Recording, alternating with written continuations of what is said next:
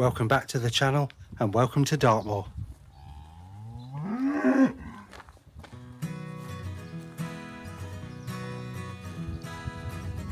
So we're exploring the area around the River Swincombe, searching for the remains of John Bishop's house, also known as Swincombe Ford Cottage. As you can see, we've just parked up at a quiet spot near Hexworthy, and it's absolutely still out here. Not a soul in sight, just us, the moor, and miles of open space.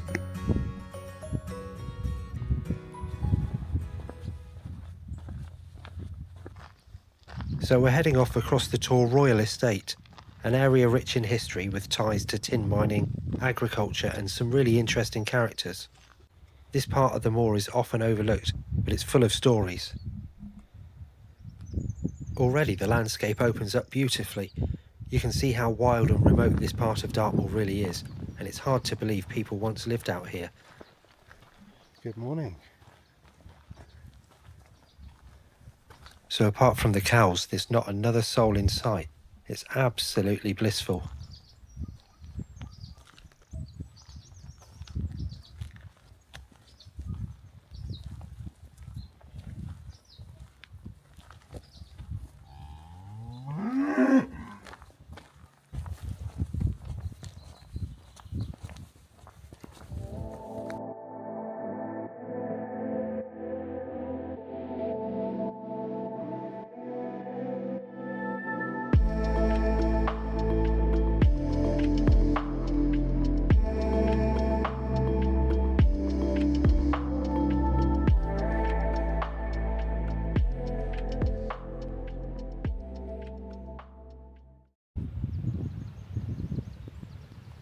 We're coming down towards the River Swincombe now, a peaceful little Dartmoor river that winds down from the Foxtor Mire.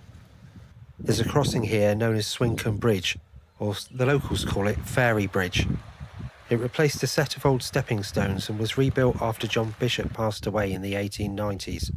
It's a simple wooden structure, but it marks the way into the past.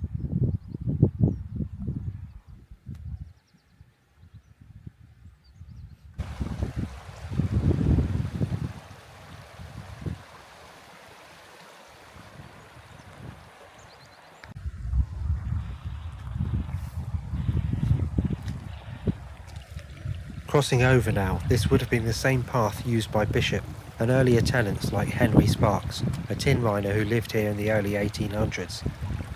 The house we're heading to was originally built around 1827, possibly earlier, and it's seen a few lives since then.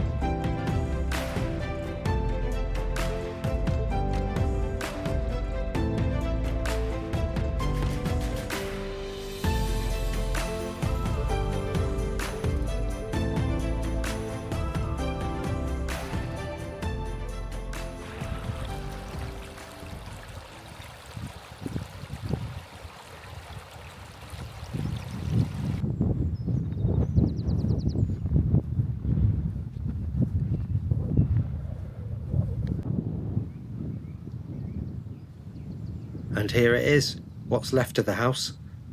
From a distance it looks just like rubble, but when you get closer you can see the outline of the rooms, a fireplace and even an old granite porch.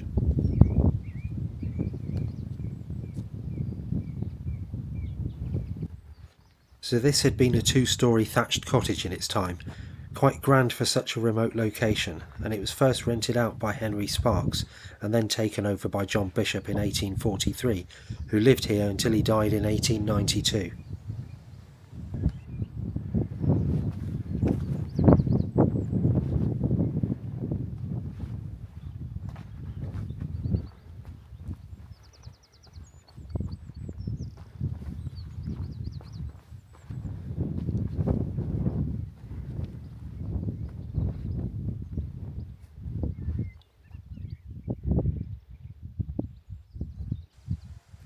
Bishop wasn't just a tenant, he was a skilled stonemason. He built dry stone walls all over Dartmoor, and locals still admire how tightly the stones fit today. He once said no wall of his would let the daylight through, and from what remains here, he meant it.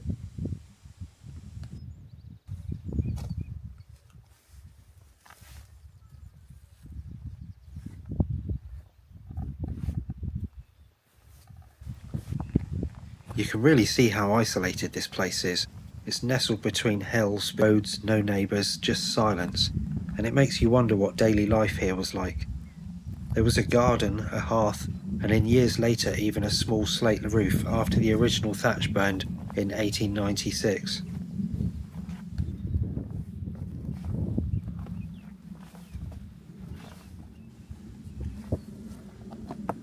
After Bishop died, the cottage was taken over by the Coker family, but by the early 1900s it was empty.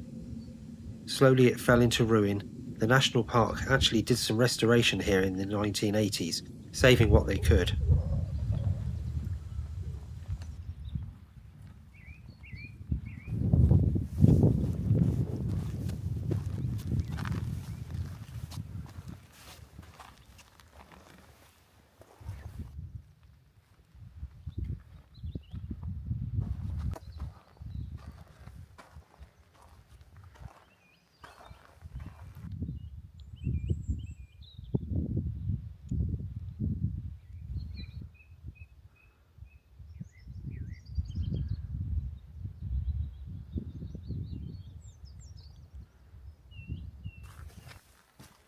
This is one of the original roads that would have taken you into the Tor Royal estate, and we're going to have a look up there where you can see that pillar and just have a little bit more of an explore.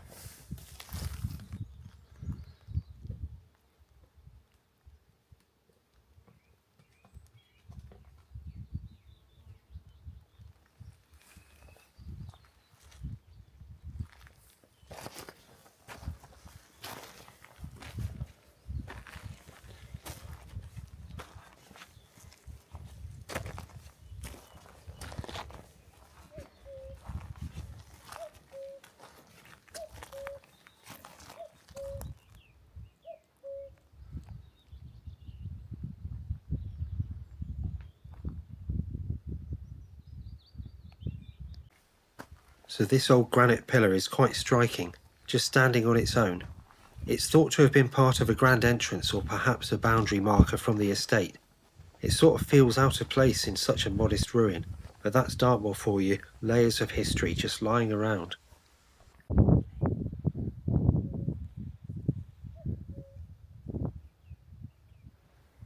So as we head back within the old boundary walls, right by the older cottage are the remains of a much newer building. This was Upper Swincombe farmhouse, built around 1913. It stood here on the site of the former estate cottages, possibly used later as a fishing or farming retreat. Now its roofless walls and collapsed outbuildings, a companion ruin to Bishop's house, and a visual reminder of how life on the moor changed over time.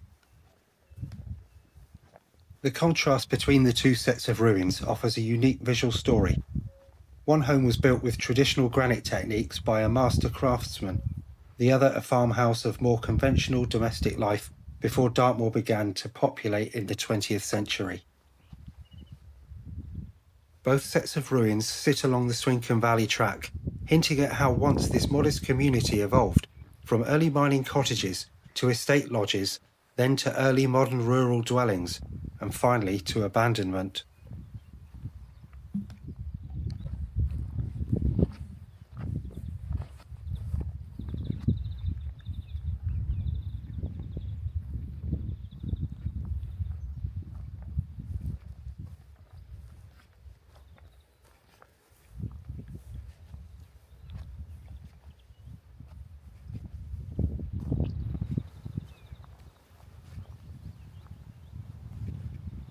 So for those of you that would like to visit this hidden gem for yourself, here's how we got here.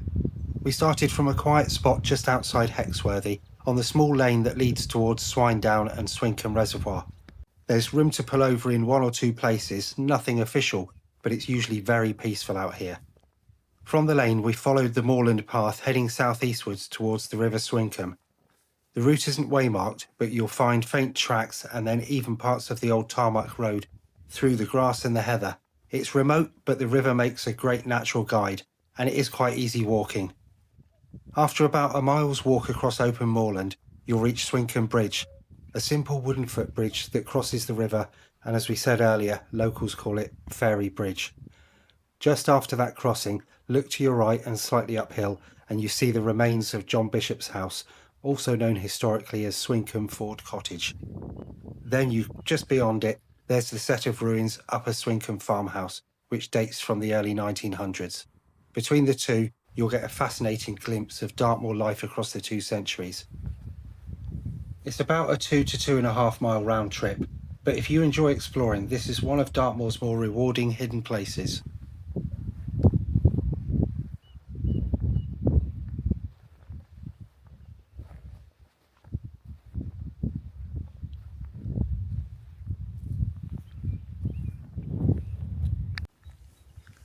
Well, we're getting towards the end of today's explore, and what a peaceful place.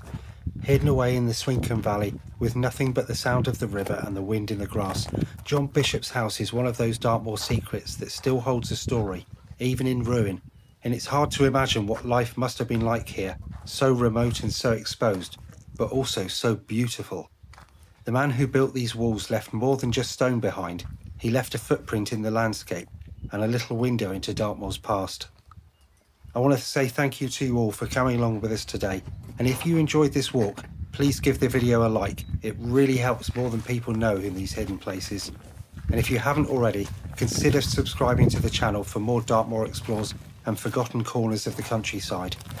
And if you've got a favourite Dartmoor spot or somewhere you'd like to see next, please let us know in the comments below. Until next time, take care, and we'll see you out on the moor.